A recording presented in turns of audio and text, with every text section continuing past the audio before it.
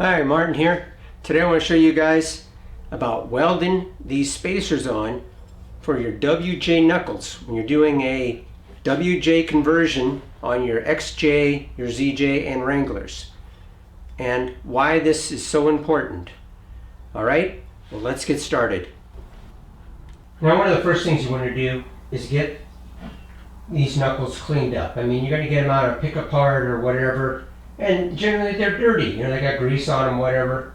You gotta have a nice clean part before we heat this thing up and weld those parts on there. So what I do, I get myself a bucket, and I like using this Purple Power right here. Does a real good job of removing all the dirt, grease, everything. And all you gotta do is pour that into a bucket. I use 100% power, I don't dilute it or nothing. Put this in the bucket and then let it soak for a while, and then use an agitation motion like a wash machine. Cleans it right up. And then we're ready to move on to the next step. Alright, a few of the things I would do before we get around to welding this spacer on. One, you're going to need at least 3 of the bolts that held the bearing assembly on, and I would run a tap, a die over all these to clean these threads up, and a tap through all 3 holes here. Because what we need to do is bolt this on here while we weld this on. Because we want this to be absolutely in the perfect position. You know, you don't want to sit there and let's say, oh, I'm going to just hold this down with the vise and then weld it on. That's not a good idea. Now, the reason I believe you need to weld that spacer on there. If you look at this bearing hub here, you got this huge lip right there. That fits into the knuckle. That alone, right there, adds a large amount of strength. Why do you think they only have 3 bolts holding that whole bearing on there? Think about that bearing, plus it's holding the wheel line. The reason I feel you gotta have that spacer welded on there is because you're now adding this spacer to it. Now look, that takes away that huge piece that fit down into the knuckle. All that was adding strength. By doing that, you've just removed that strength if you don't weld that spacer onto the knuckle. By welding it onto the knuckle, you're making this spacer and the knuckle one piece again.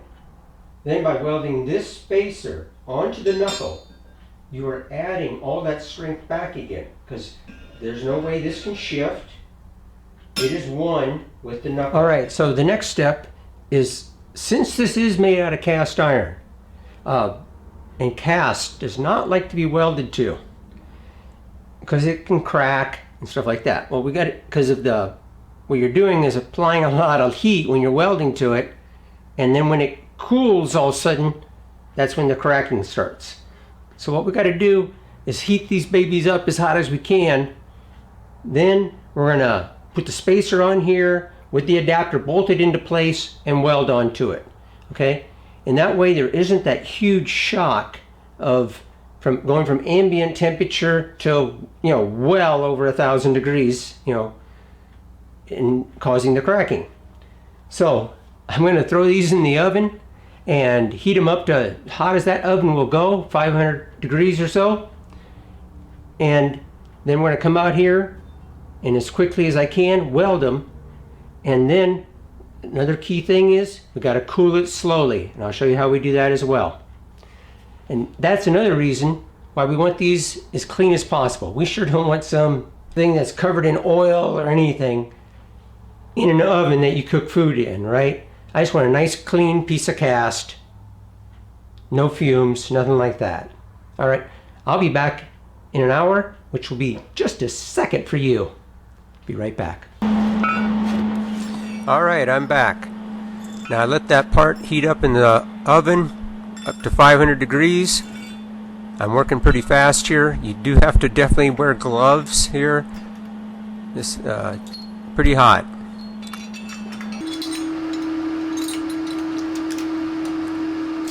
Now the reason I was cleaning the threads up before is so this goes together a lot quicker. It doesn't, give me any problems, especially if you don't have an impact. Let's say you're going to use your socket wrench. You don't want to waste time wrenching these bolts on.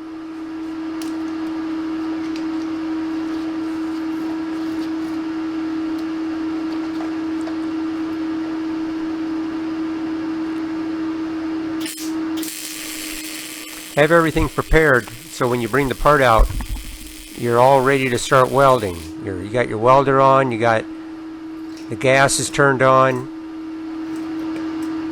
you got your sand all ready to go that we're going to cover the part in.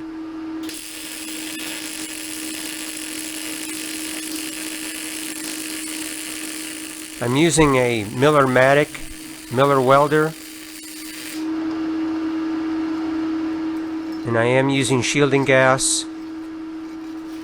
I've got the welder set up at 40 on the wire speed and 7 on the voltage. Seems to work pretty good on that setting. It doesn't work very well if you leave it on the auto setting because of the cast iron. The welder just isn't set up that way.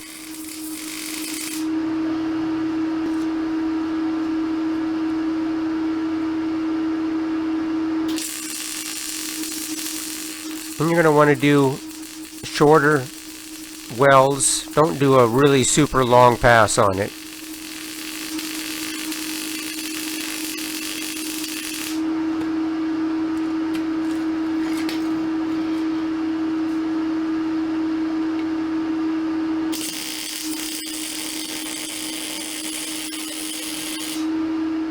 This is my second knuckle actually.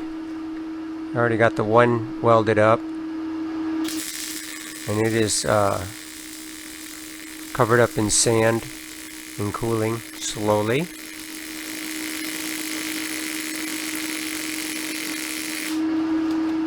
And as soon as you're happy with your welds, go ahead and remove your hardware.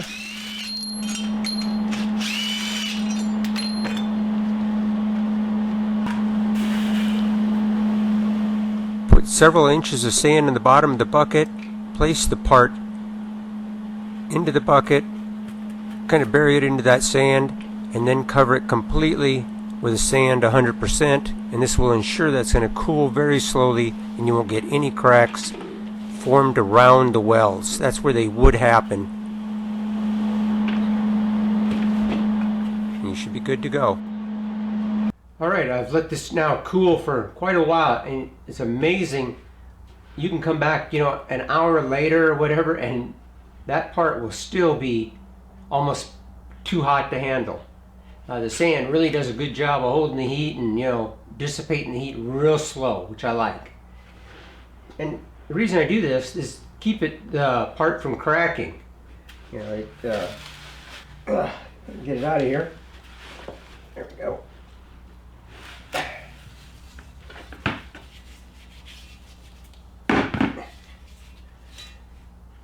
Alright, it's looking pretty good. Let me get this cleaned up and I'll show it to you. Alright, here you have it. See, it all turned out really nice. And you don't have to weld it all the way around. Don't have to solid weld it. Just some really good stitch welds, or some couple passes like this one right here, nice and long. But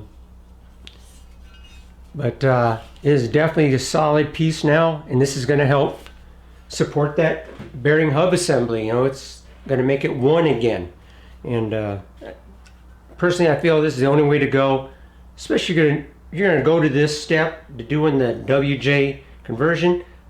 You're probably going to be doing more than just going to get groceries with your Jeep, right? You're going to be out doing some rock crawling or bouncing around, maybe a little going across the desert just a little on the fast side, and you don't want none of this to come apart.